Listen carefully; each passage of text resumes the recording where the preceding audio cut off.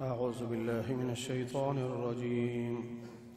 بسم الله الرحمن الرحيم. فاستقم كما أمرت ومن تاب معك ولا تطغوا إنه بما تعملون بصير. صدق الله العظيم. اللهم صل على محمد وعلى آل محمد كما صليت على إبراهيم وعلى آل إبراهيم إنك حميد مجيد. اللهم بارك على محمد وعلى آل محمد كما باركت على إبراهيم وعلى آل إبراهيم إنك حميد مجيد. 12ویں پارے کا 10واں رکوع ہے اور سورہ ہود کی آیت نمبر 112 سے درس کا آغاز ہو رہا ہے.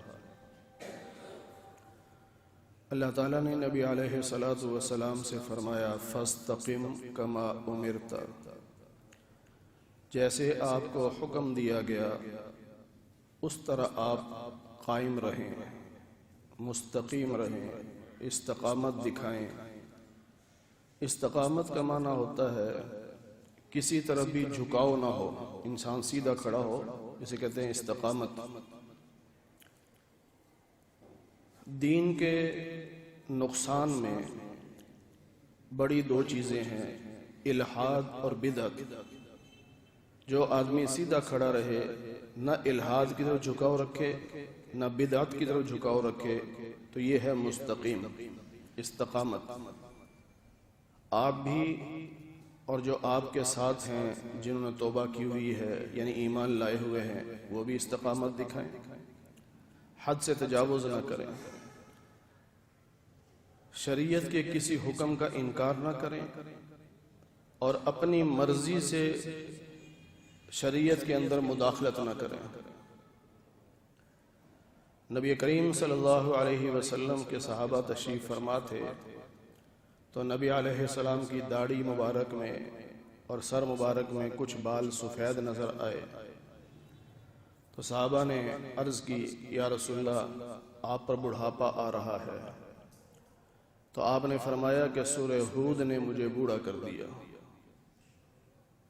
تو پھر صحابہ نے پوچھا بھی کہ اس صورت میں جو قوموں کے حالات بیان ہوئے ہیں کیا ان حالات نے؟ آپ نے فرمایا نہیں، ایک آیت ہے، وہ آیت یہی ہے فاستقم کما امرت. اللہ کے نبی صلی اللہ علیہ وسلم کا ارشاد ہے کہ اس آیت نے مجھے بوڑھا کر دیا، کیونکہ دین پر قائم رہنا کوئی آسان کام نہیں ہے. بندہ کہیں بھی نہ جھکاؤ رکھے، مشکل کام ہے. اور اسی لیے استقامت یہ اصل میں کرامت ہے. ہمارے لوگ کرامت دیکھنا چاہتے ہیں کہ جی کوئی پیر صاحب ہو، وہ یوں کوئی چیز پھینکے وہ سونا بن جائے، وہ مصلے کو یہاں ہوا میں کھڑا کر لے یا مصلے پر بیٹھے اور اڑنا شروع کر دے. اس طرح کی کرامتیں دیکھنا چاہتے ہیں لوگ، جبکہ استقامت جو ہے وہ اصل کرامت استقامت ہے. حضرت تھانوی رحمۃ اللہ علیہ کے بارے میں بھی ہے اور بعض بزرگوں کے بارے میں بھی ہے کہ کوئی آدمی آیا اور 3 دن رہا، واپس جانے لگا تو پوچھا بھئی کیوں؟ ان کا جی کرامت دیکھنے آیا تھا کہ آپ بڑے اللہ کے ولی ہیں، کرامت تو نظر نہیں آئی 3 دن میں. تو فرمایا کہ 3 دن میں میرا کوئی عمل نبی کی سنت کے خلاف دیکھا ہے؟ ان کا جی نہیں. فرمایا اس سے بڑی کرامت کیا ہوگی؟ اصل کرامت تو یہ ہے استقامت. پھر فرمایا کہ وَلَا تَرْكَنُوا إِلَى الَّذِينَ ظَلَمُوا، ظالموں کی طرف جھکاؤ نہیں کرنا، ظالم کا ساتھ نہیں دینا، ظالم کی حمایت نہیں کرنی. ظالموں کی طرف تمہارا جھکاؤ نہیں ہونا چاہیے. اگر ایسا ہوا کہ ظالموں کی سائیڈ لی تو فَتَمَسَّكُمُ النَّارُ، تمہیں جہنم کی آگ میں جانا پڑے گا. اور جب اللہ جہنم کا فیصلہ کرے گا تو پھر اللہ کے علاوہ تمہیں بچانے والا کوئی نہیں ہوگا.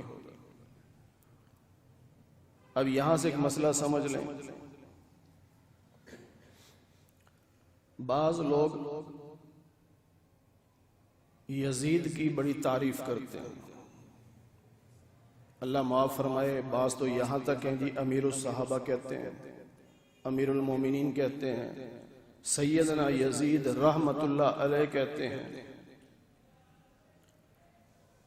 ایک پوسٹ میں پڑھ رہا تھا، اس میں اس نے یہ لکھا کہ یزید کا دفاع بھی دراصل صحابہ کا دفاع ہے۔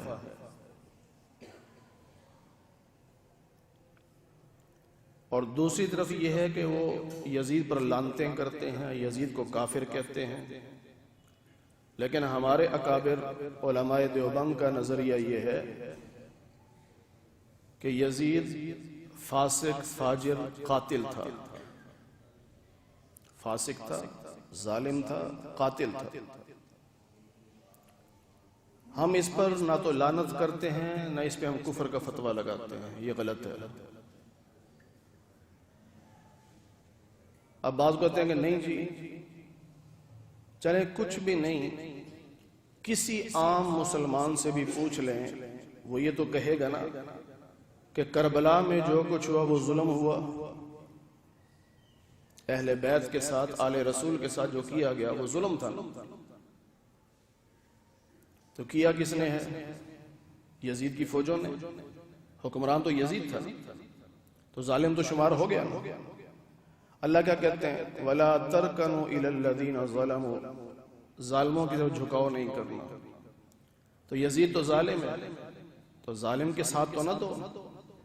امام حسین تو مظلوم ہے، تو مظلوم کا ساتھ دو۔ باقی سارے دلائل چھوڑ دو، میں کوئی بحث نہیں کرتا، میں قرآن کی روشنی میں صرف اتنا پوچھتا ہوں کہ یزید ظالم تھا کہ نہیں۔ جب ظالم تھا تو اللہ کا قرآن کہتا ہے ظالم کی طرفداری نہ کرو، تو یزید کی طرفداری نہ کرو، وہ غلط تھا، اسے غلط کہو۔ امام حسین مظلوم تھے، مظلوم کا ساتھ دو۔ پھر اللہ فرماتے ہیں وَأَقِمِ الصَّلَاةَ طَرَفَيِ النَّهَارِ، دن کے دونوں کناروں پر نماز کا اہتمام کرو۔ صبح فجر کی نماز پڑھو، اس وقت دن شروع ہوتا ہے، اور پھر عصر کی نماز یہ دن کی آخری نماز ہے، مغرب کی نماز کی تو رات شروع ہو جاتی ہے۔ اس طرح فرمایا کہ وَزُلَفًا مِّنَ اللَّيْلِ، رات کو بھی نماز پڑھو، مغرب اور عشاء رات کی نماز میں آ گئی،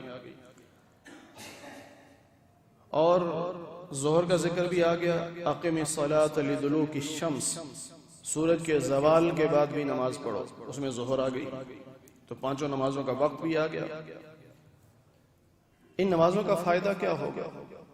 اللہ کا حکم ہے، پڑھنا ہے، لیکن فائدہ بھی ہوگا، وہ کیا؟ ان الحسنات یذہبن السیئات، جب کوئی نیکی کرتے ہیں نا تو نیکی گناہوں کو مٹا دیتی ہے۔ نماز نیکی ہے نا، تو جب نماز پڑھیں گے تو گناہ معاف ہو جائیں گے، مٹ جائیں گے۔ ایک نماز سے دوسری نماز تک درمیان میں جو گناہ ہوئے معاف ہو جائیں گے۔ ایک جمعے سے دوسرے جمعے تک درمیان میں جتنے گناہ ہوئے جمعہ پڑھنے سے معاف ہو جائیں گے۔ ایک رمضان سے دوسرے رمضان تک درمیان میں جو گناہ ہوئے اللہ رمضان کی برکت سے معاف کر دے گا۔ لیکن یہ بات بھی یاد رکھنی چاہیے، گناہ صغیرہ جو ہیں وہ معاف ہوں گے، کبیرہ گناہ کے لیے توبہ شرط ہے، توبہ کرنی پڑے گی۔ اور جہاں حقوق العباد کا ذکر آئے گا، بندوں کے حقوق کا، جب تک حق ادا نہیں کریں گے یا وہ جس کا حق ہے وہ خود معاف نہیں کرے گا، معافی نہیں ہوگی۔ مثلا بہن کا حصہ کھا لیا، وراثت میں حصہ نہیں دیا، یا بھائی کا پلاٹ پہ قبضہ کر لیا، اس کو نہیں دیا، یہ جتنی مرضی توبہ کرتا رہے، جس کا حصہ تھا جب تک اس کو نہیں دے گا یا وہ معاف نہیں کرے گا توبہ قبول نہیں ہوگی۔ احادیث میں آپ نے بہت پڑھا ہے، سنا بھی ہوگا، فضائل اعمال بڑی کثرت سے احادیث ہیں کہ وضو کرنے سے گناہ معاف ہوتے ہیں، جب ہاتھ دھوتے ہیں ہاتھوں سے جو گناہ ہوئے معاف ہو گئے، جب چہرہ دھوتے ہیں تو آنکھوں سے جو گناہ ہوئے معاف ہو گئے۔ تو اسی طرح جب آدمی نماز کی نیت باندھتا ہے اور رکوع میں جب جاتا ہے تو گناہوں کی گٹھری اسی کمر پہ رکھ دی جاتی ہے، اب وہ کہتا ہے سبحان ربی العظیم، سبحان ربی العظیم، اور جب وہ کہتے ہیں سمیع اللہ لمن حمیدہ، اب وہ گناہوں کی گٹھری گر جاتی ہے، گویا کہ اسے گناہ معاف ہو گئے۔ تو جب بھی کوئی گناہ ہو جائے، انسان ہے، انسان سے ہوتا ہے گناہ، فوراً کوئی نیک کام کر لے تاکہ گناہ کی نحوست ختم ہو جائے۔ ذالک ذکر للذاکرین، یہ اللہ کو یاد کرنے والوں کے لیے نصیحت ہے۔ وصبر، صبر سے کام لیں، اللہ تعالیٰ نیکی کرنے والوں کے اجر کو ضائع نہیں کرتا۔ یعنی آپ نے نیکی کی، لوگ تکلیف پہنچائیں گے، جس طرح علماء دین کی خدمت کر رہے ہیں، لوگ باتیں بناتے ہیں، لان تان بھی کرتے ہیں، برا بھلا بھی کہتے ہیں، جماعت والے تبلیغ کے لیے جاتے ہیں، لوگ برا بھلا کہتے ہیں، راستے میں روڑے اٹکاتے ہیں، تکالیف پہنچاتے ہیں۔ تو اللہ کہتے ہیں کہ جب تم نیکی کرو گے اور لوگ تکلیف پہنچائیں گے، تم صبر کرو گے، تو اس صبر کی وجہ سے اللہ تمہاری نیکی کو ضائع نہیں ہونے دے گا۔ اگر صبر نہ کیا تو ہو سکتا ہے نیکی ضائع ہو جائے، تو اس لیے نیکی کے بعد صبر کرو۔ فلولا کان من القرون من قبلکم، تم سے پہلے جو بستیاں تھیں ان میں ایسے لوگ کیوں نہ ہوئے کہ جو برائیوں سے لوگوں کو روکتے۔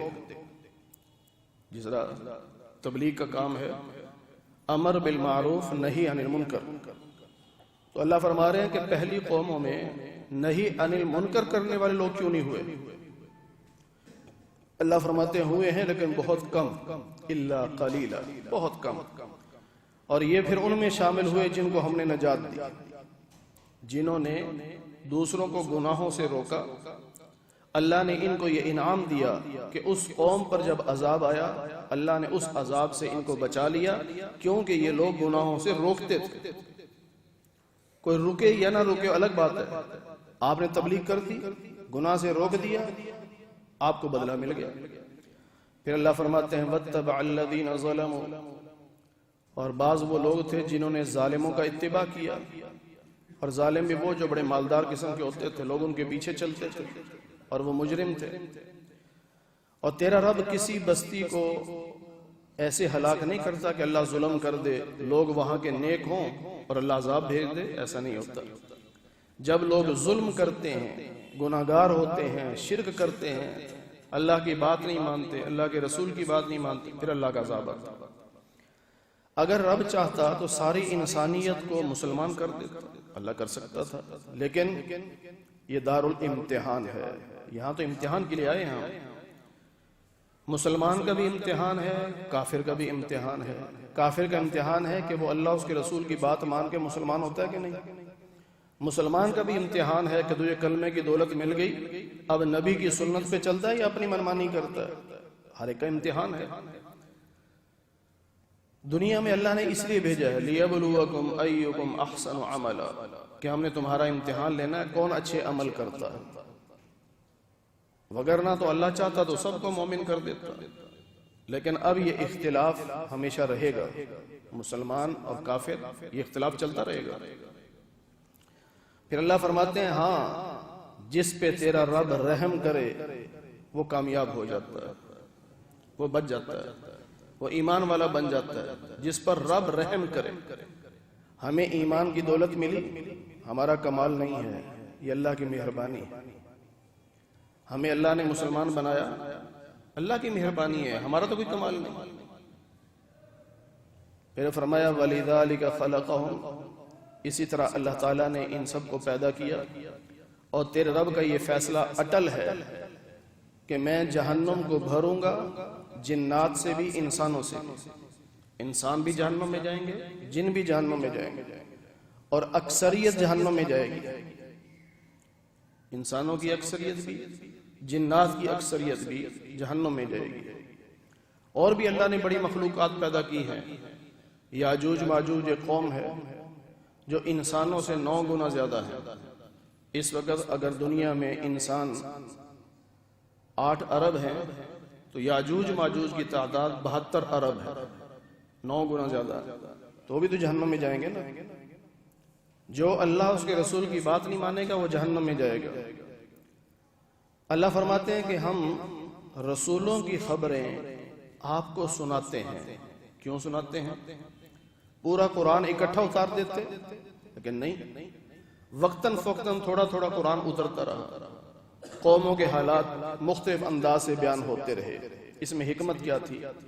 مَا نُثَبِّتُ بِهِ فُؤَادَكَ، اس میں سب سے بڑی حکمت یہ تھی کہ آپ تبلیغ کے لیے نکلے، لوگوں نے باتیں بنائی، آپ کو تنگ کیا، آپ کو صدمہ پہنچا، ہم نے قرآن کی آیت اتار دی تاکہ آپ کا دل خوش ہو جائے۔